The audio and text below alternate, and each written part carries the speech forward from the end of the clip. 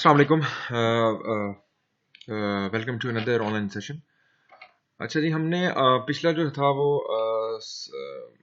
इस स्लाइड से हम आगे ऑनवर्ड अभी चलना है। पिछले हमने कवर कर लिया था अबाउट द लिटरेचर सर्च कैसे की जाती है। अच्छा, अब है कि इन्वॉल्व इन जो है ना, आप एक ओवरऑल एक जो रिसर्च है उसके लिए आपके पास क्या क्या स्टेप्स जो होंगे वो आपने इसके अंदर देखनी है, और उस स्टेप्स को देखते हुए आप अपनी जो है रिसर्च को आगे चलाएंगे। सबसे पहले चूज द सब्जेक्ट हो गया, फिर लिटरेचर सर्वे हो गया, जो हमने दोनों ये पॉइंट सबसे पहले डिस्कस करनी है। Defining and formulation of specific objectives, objectives को आप बताएंगे कि क्या कौन कौन से ऑब्जेक्टिव्स हैं।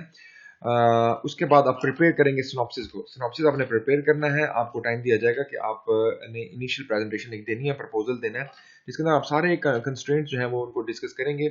टाइम लिमिट, फिजिबिलिटी, रिसोर्सेज कितने हैं, और आपके पास जो है ना इसका जो है ना कितने पेपर्स डाउनलोड हो चुके हुए हैं, और उसके बेस पे आपने जो प्रॉब्लम आपने एक्सट्रैक्ट किया है उस एक हमारे पास थीसिस करने के लिए, तो वो उसका आपने बताना है कि आपने उसके अंदर से क्या क्या जजमेंट्स जो हैं वो निकाली हैं, क्या क्या प्रॉब्लम्स निकाली हैं, ताकि वो आप उसको एड्रेस कर सकें इन योर थीसिस जब आप फर्दर उसमें आगे चलेंगे। तो सिनॉप्सिस जो है वो बेसिकली एक प्रोसीजर है, यूनिवर्सिटी की रिक्वायरमेंट होती है, और इस यूनिवर्सिटी के मुताबिक जो है वो आप प्रेजेंटेशन प्रिपेयर करते हैं। Procuring of a suitable apparatus and materials. Obviously देखें, अब आपको अगर एक्सपेरिमेंटल वर्क है तो आपको एक apparatus की चाहिए होगी, जरूरत होगी, और मटेरियल्स की जरूरत होगी। तो आपको उसके लिए देखना पड़ेगा कि आप आपकी यूनिवर्सिटी जो है या आपका डिपार्टमेंट जो है वो इस कैपेबल है कि वो कोई टेंडर्स दे सके या कुछ इस तरह का, ताकि आप वो जो है ना आपको वो टाइमली वो जो है ना आपको सारी चीज़ें इक्विपमेंट वगैरह मिल जाए। डिज़ाइन ऑफ एक्सपेरिमेंटल सेटअप, ठीक है, आप फिर आप उसके बाद एक्सपेरिमेंटल सेटअप को आप बनाएंगे।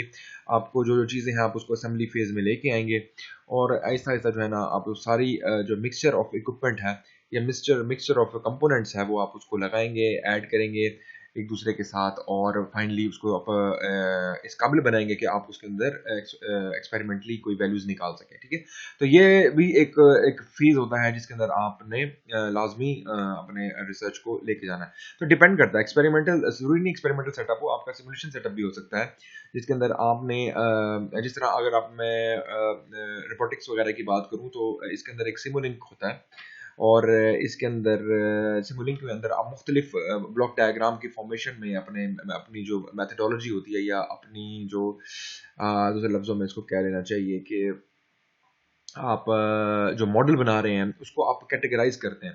ठीक है, और उस मॉडल को स्टेप बाय स्टेप आप एग्जीक्यूट करते हैं। तो सिमुलेशन में भी आप के लिए डिज़ाइन करना ज़रूरी है, उस पूरे के पूरे ब्लॉक डायग्राम को या उस पूरे सेटअप को। ठीक है, तो प्रिलिमिनरी एक्सपेरिमेंट्स क्या होगा, जब आपकी ये सारी चीज़ें हो जाएंगी तब आप उसके अंदर एक्सपेरिमेंट्स करेंगे, उसको परफॉर्म करेंगे, उसके रिजल्ट्स निकालेंगे, और जो है ना रिजल्ट्स को सेव करेंगे ताकि वो आगे कोई ना कोई हम कंक्लूजन ड्रॉ कर सकें। ठीक है, फिर एग्जीक्यूशन ऑफ द प्रोजेक्ट होगा। आपने प्रोजेक्ट को जो है, जब अगर आपको तसल्ली हो जाए कि अब मैंने इसके एक्सपेरिमेंट्स कर ली और वो सही चल रहा है, तो फिर आपकी एग्जीक्यूशन हो जाएगी प्रोजेक्ट की, और ये भी जो फेज है वो हो जाएगा। ठीक है, accurate measurements and data collection. तो इसके अंदर एक्यूरेट मेजरमेंट्स में आपके इसमें ये होता है कि आपने देखना है कि आपका जो डाटा है वो कितना हद तक प्रिसाइज्ड है, ठीक है, या कितना तक एक्यूरेट है।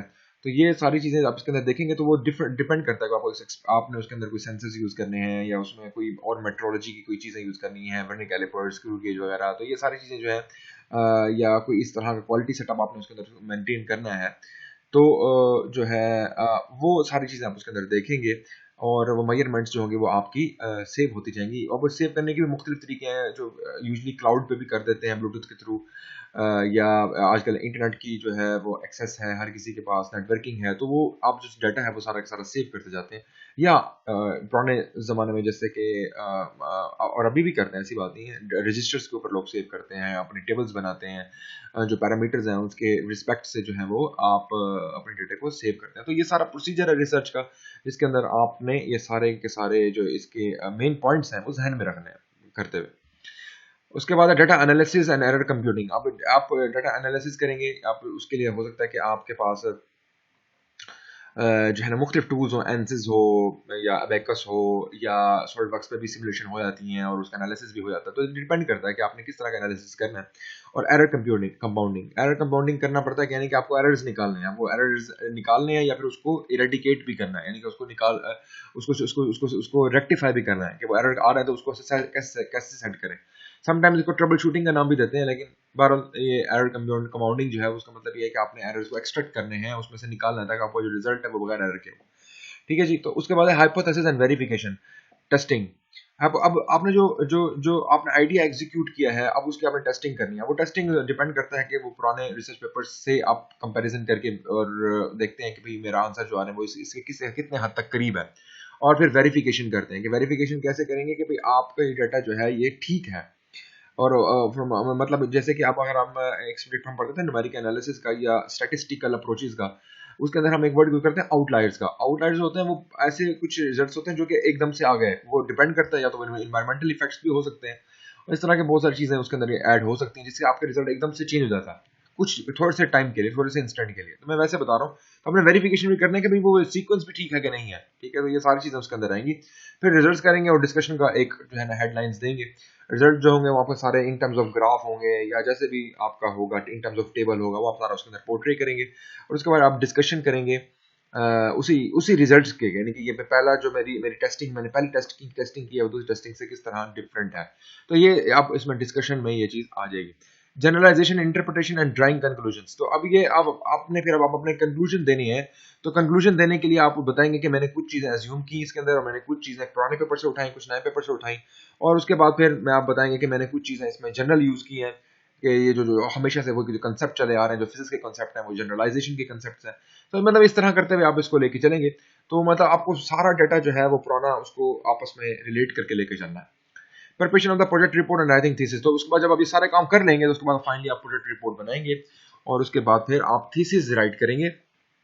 जो रिपोर्ट बनाएंगे तो उसमें डिफरेंट चैप्टर्स होंगे, रेफरेंसेस होंगे और उसके बाद उसमें एब्स्ट्रैक्ट का पोर्शन होगा, उसमें डिफरेंट होंगे। वो फिर आप जब आगे जाएंगे तो आपको जो जो जो आपके पीजी कोऑर्डिनेटर हैं, जो आपके प्रोग्राम कोऑर्डिनेटर हैं, आपके एडवाइजर्स जो हैं, वो आपको इसके लिए एक टेम्पलेट दे देंगे जो आप उसके लिए रिपोर्ट लिखेंगे।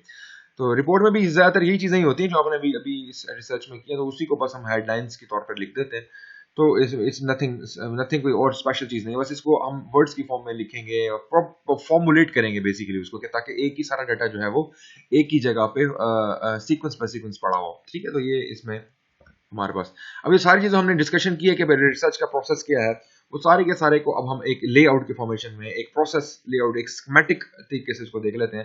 सबसे पहले देखेंगे जी क्वेश्चन सब 1 नंबर पे क्वेश्चन फॉर्मुलेशन, फिर उसको फॉर्मुलेट करेंगे गोल्स को, फिर उसके बाद प्लान करेंगे, डिजाइन करेंगे रिसर्च को, उसके बाद जनरेट करेंगे रिसर्च रिजल्ट जो आपने कर लिया है, जो आपने मेथोडोलॉजी बना ली है उसके मुताबिक, जो आपने एक्सपेरिमेंटल सेटअप बना लिया, उसके रिजल्ट्स जो हैं वो इसके अंदर आ जाएंगे। उसके बाद फिर इंटरप्रेट करेंगे रिजल्ट्स को और कंक्लूजन को ड्रॉ कर देंगे। ठीक है, तो ये 5 स्टेप्स मेजरली इंपॉर्टेंट है और ये आपस में इंटरलेट है। देखें, ये इसको इससे रिलेट कर रहा है, फिर इसको इससे रिलेट कर रहा है, इसको इससे रिलेट कर रहा है। तो मतलब ये क्या है, क्वेश्चन फॉर्मुलेशन में आपके पास का पॉलिसी मेकर जो सारी चीजें उसके अंदर आ रहे होंगे, फॉर्मुलेट करेंगे, अदर डिसिप्लिन को भी देखेंगे भाई कौन से एग्जैक्टली जो है हमारे पास उसके अंदर और डिसिप्लिन ऐड हो रहे हैं कि नहीं हो रहे। तो कुछ जब आप फॉर्मुलेशन करेंगे तो जरूरी नहीं है कि आपका सिर्फ एक ही सब्जेक्ट लग रहा हो मैकेनिकल वाइब्रेशन, उसमें बहुत सारे सब्जेक्ट जो है लग सकते हैं। ठीक है, तो बस ये सारी चीजें हैं। ये हमारे पास हमने जो सारी डिस्कशन की है उसको एक लेआउट के फॉर्मेशन में शो कर दिया। उसके बाद रिसर्च आर्टिकल राइटिंग। अब आप रिसर्च आर्टिकल राइटिंग जो है जो आप पब्लिकेशन करेंगे बेसिकली उसके अंदर आपको बता रहा है क्या होगा, फाइंड सुटेबल स्पेसिफाइड जर्नल्स। ठीक है, तो मैं आपको बताया था कि जो जर्नल्स हैं उसमें आपके पास डिफरेंट कैटेगरीज के जर्नल्स होते हैं, कुछ इंटरनेशनल होते हैं, कुछ नेशनल होते हैं और कुछ इम्पैक्ट फैक्टर होते हैं, कुछ नॉन इम्पैक्ट फैक्टर होते हैं। ठीक है, तो ये जो है आपको इसकी एक्सप्लेनेशन हमने क्लास में दे दी है, तो इसमें इसमें नथिंग नथिंग न्यू। ठीक है, तो आप वो जो आपको मैंने बताया था ना, जो ऑथेंटिसिटी लेआउट, उसके मुताबिक आप उसको जो है वो देख लें। Get copy of instructions to authors. अब इसमें क्या होता है कि जब ये आर्टिकल राइट करना शुरू करते हैं ना, तो जब भी आप किसी जर्नल वगैरह को जब उसमें पेपर छापने की कोशिश करेंगे तो वो आपको इंस्ट्रक्शंस कुछ देंगे कि भाई हमारा ये लेआउट है, हमने इस लेआउट के मुताबिक चलना है। ठीक है, तो ये आपको इंस्ट्रक्शंस वो खुद जर्नल वाले दे देते हैं। Prepare articles as per instructions, तो आपको उस आर्टिकल को उसी इंस्ट्रक्शंस पे देना है, यानी कि वो बेसिकली इंस्ट्रक्शंस क्या होती हैं कि इतना फॉन्ट साइज रखना है, इतना आपने बॉर्डर लाइन रखनी है, इतना आपने जो हेडर्स हैं वो रखने हैं, इतने फुटर्स रखने हैं, पेज नंबर इस तरह डालना है, और उसके बाद रेफरेंसिंग का स्टाइल कैसे करना है, वो सारी चीज़ें आपको बताएगा। और आपने कौन सा वर्ड का फॉर्मेट रखना है, टाइम्स न्यू रोमन या कैलिब्री या जो भी है, जो उसके मुताबिक वो बताएगा। ठीक है, तो ये सारी चीज़ें इंस्ट्रक्शन वो आपको देगा। उसके बाद सिलेक्ट सूटेबल टाइटल्स। टाइटल आपके लिए बहुत इंपॉर्टेंट होगा कि आप जो टाइटल सेलेक्ट कर रहे हैं अपने थीसिस का, वो एक बहुत ही जामे किस्म का हो, मतलब एक इसके अंदर आपकी जो जो सारा वर्क है ना, वो एक ही लाइन के अंदर एम्फेसिस हो रहा हो। ठीक है, तो वो एक खैर आपको जब आप पढ़ना शुरू करेंगे ना, तो आपको रिसर्च आर्टिकल जब आप पढ़ेंगे तो आपको आइडिया होगा यार ये इसने जो ये टाइटल लिखा है उसमें कितनी कम्पैक्ट चीजें डाल दी हैं, एक ही लाइन के अंदर उसने सब चीजें एक्सप्लेन कर दी। ऑथर्स एंड एफिलिएशन, उसके बाद ऑथर एफिलिएशन का एक होता है जिसके अंदर आपने आप बताना है कि मैं कहाँ से बिलोंग करता हूँ, मतलब एफिलिएशन होगी जहाँ से आप जो आपकी ऑर्गेनाइजेशन है या आपकी कोई यूनिवर्सिटी है, नेम आएगा और आपके एफिलिएशन आएंगे। तो ये मतलब ये स्टाइल आपको बता रहा है कि कैसे पब्लिकेशन करनी है आपने, ये आपने ये सेगमेंट्स उसके अंदर आएंगे। उसके बाद एब्स्ट्रैक्ट होगा, एब्स्ट्रैक्ट समरी होती है, आपका जो भी पेपर होगा उसकी समरी होगी, जो आपका वर्क होगा उसकी समरी होगी। उसको हाइलाइट्स में डालते हैं कि ये चीजें जो होंगी इसके अंदर मेनली हेडलाइंस में आएंगी, यानी कि ये चीजें इसमें अंदर डिस्कस होंगी। मतलब फर्ज करें मैं कहता हूँ मेरे मेरे वर्क में मैट लैब का काम बहुत ज्यादा है, तो आप इसमें कहेंगे मैट लैब लिखेंगे कि वो मैट लैब इसके अंदर मोस्ट प्रोमिनेंट चीज है। इस तरह से नोवेलिटी स्टेटमेंट्स, नोवेलिटी स्टेटमेंट ये होता है कि ये मेरा काम है, प्योरली मेरा काम है। ठीक है, मतलब आप उसमें कॉपीराइटिंग स्टेटमेंट देते हैं कि भाई ये मेरा काम है और ये प्योरली एंड सोली मेरा काम है, ये मैं तो किसी और से जो है ना वो मैंने कंसेप्ट तो लिए होते हैं, लेकिन आप इसमें ये बताना है कि ये जो मैंने ये रिजल्ट्स निकाले ये प्योरली मेरे रिजल्ट्स हैं। ठीक है जी, इंट्रोडक्शन आप उसके अंदर डालेंगे, इंट्रोडक्शन ये शुरू की चीज है। इंट्रोडक्शन मतलब ये सेगमेंट सारे आएंगे sequence wise. Materials and methods, material बताएंगे, मेथड बताएंगे, आपने कौन से मटेरियल्स यूज किए हैं और आपने मेथड्स कौन से यूज किए हैं। मैंने आपको क्लास में बताया था कि आप मेथड्स के अंदर बता सकते हैं कि मैंने न्यूटन रैफसन मेथड यूज किया है या मैंने कोई भी मैथमेटिकल मेथड यूज किया है, आपने उसके अंदर उसकी एक्सप्लेनेशन देंगे। रिजल्ट्स एंड डिस्कशन आएगा, उसके अंदर जो आपने काम किया है, जो आपने एक्सपेरिमेंट बनाए हैं उसके रिजल्ट्स बताएंगे, डिस्कशन भी करेंगे उसके साथ। और उसके बाद कंक्लूजन्स आप करेंगे कि मैंने रिजल्ट निकाली अब, और ये मेरे लिए जो है ना सोसाइटी या इंजीनियर्स के लिए कितनी हद तक या कितना हद तक मतलब इसको परसेंटेजेस यूजुअली वगैरह में इस तरह शो करते हैं कि मेरे पास इतने हद तक अच्छा रिजल्ट आया या इतने हद तक बुरा रिजल्ट आया, जो भी है। एक्नॉलेजमेंट्स आ जाएंगे भाई, आपके इस काम में किस किस लोगों ने आपके लिए किस किस तरह वर्कआउट किया, आपके साथ वर्कआउट किया, आपकी हेल्प की, आपको गाइड किया। तो ये एक्नॉलेजमेंट्स में ये इस सेगमेंट में ये चीज़ आ जाती है। हमारे रेफरेंसेज आ जाएंगे, रेफरेंसेज में तो फिर हम मेंटली जब स्टार्ट करेंगे तो फिर आपको बताएंगे कि किस तरह शो करना है। उसके बाद ऑथरशिप एथिक्स, ये बड़ा इंपॉर्टेंट है कि आपका जो ये आपसे जब भी कोई पब्लिकेशन आप करने लगेंगे तो आप सबसे पहले आपसे ये लेंगे कि भाई आप जो है वो प्लेजरिज्म आपका वर्क तो नहीं है, मतलब आपने कहीं से डायरेक्ट कॉपी पेस्ट तो नहीं किया हुआ, और इसकी जो स्टडी है वो प्योरली एंड सोनली आपकी अपनी स्टडी है। ठीक है, कहीं और से आपने रेप्लिका नहीं किया हुआ। रेप्लिका होगा लेकिन आपने देखिए स्टडी तो रेप्लिका होती है, मतलब जो आपने कहीं से फिजिक्स की कोई चीज उठाई है, मैथ्स का कंसेप्ट उठाया, लेकिन जो आप प्रोसेस कर रहे होंगे वो आपका अपना है। ठीक है जी, उसके बाद रिसर्च रिपोर्ट। रिसर्च रिपोर्ट में क्या क्या चीजें आएंगी? अब रिसर्च रिपोर्ट जो होती है उसमें इंट्रोडक्शन, स्टेटमेंट ऑफ प्रॉब्लम आ जाएगी। ये देखें, अब ये जो जितनी हमने डिस्कशन की है ना, ये सारी बस इसके अंदर बुलेट्स की फॉर्म में हमने शो कर दिया।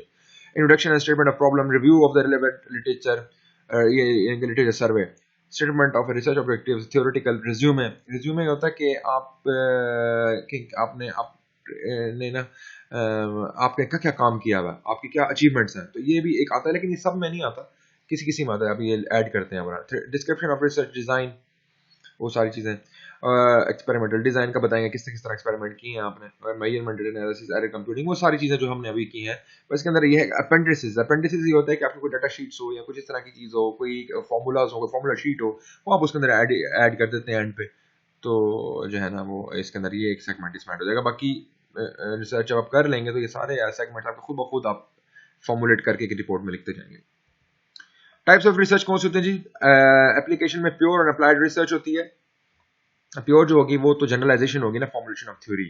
प्योर जो होती है उसमें ये होगा कि आपने खुद इक्वेशंस बनानी है, मॉडल भी खुद करना है। लेकिन अप्लाइड में क्या होगा, जो इक्वेशंस और वो बनी हुई है उसको सिर्फ आपने अप्लाई करना है और कोई सॉल्यूशंस निकालने हैं। कोई ऐसी चीज होगी दुनिया में जो जो जो जो जो आपने थ्योरी जो यूज करनी है बस, और उसको बनाना है उस थ्योरी को यूज करते हुए। लेकिन प्योर में क्या होगा, आपने वो थ्योरी भी खुद डिजाइन करनी है। ठीक है, इंक्वायरी मोड में क्या है, क्वांटिटेटिव एंड क्वालिटेटिव।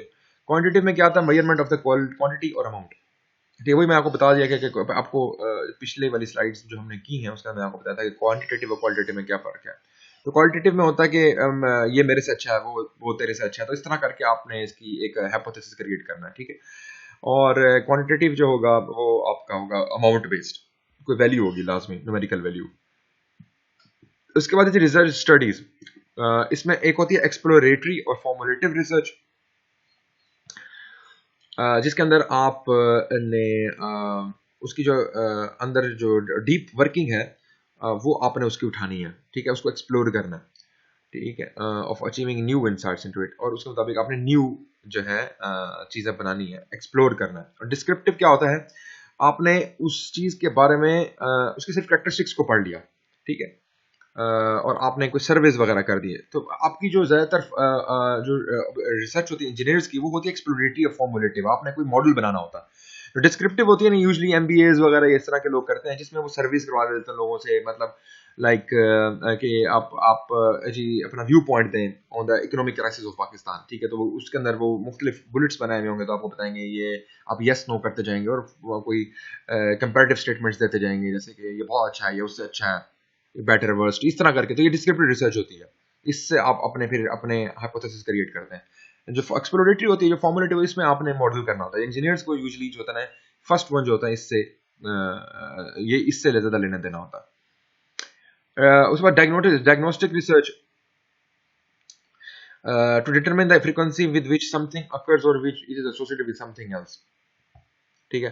डायग्नोस्टिक ये होता है कि आपने ये बेसिकली जो पिछली चीज़ों से ही रिलेट करेगा, लेकिन आपने इसके अंदर ये देखना है कि एक चीज़ जो है वो कितनी दफ़ा हुई है, मतलब एक आपने एक रिसर्च जो की है वो पहले कितनी दफ़ा हो चुकी हुई है, और उसी चीज़ को फिर आप दोबारा किसी और फॉर्म में एग्जीक्यूट कर रहे हैं, तो ये डायग्नोस्टिक रिसर्च के तौर पे determine the frequency with which something occurs और which is associated with something else, ठीक है, यानी कि वो कितनी दफ़ा हो रही है। हाइपोथेसिस टेस्टिंग जो होगी वो ये होगा कि फिर आप रिलेशन बना रहे होंगे एक के साथ, दूसरे के साथ, तीसरे के साथ, वेरिएबल का। तो ये हाइपोथेसिस टेस्टिंग रिसर्च तो तकरीबन सब में ही है, ये वाला जो सेगमेंट आता है ये तकरीबन सब में ही आता है, तो उसको इंडिविजुअली शो कराना तो इतना खैर मायने नहीं रख रहा, तो ये इस तरह ही है, ठीक है। तो ये हमारे पास कुछ स्लाइड्स थी जो कि हमने अभी इनिशियली इंट्रोडक्शन के लिए हमने आपको दी हैं, और जो मिड का सिलेबस है वो यूजली इसी के इर्द गिर्द ही घूमेगा।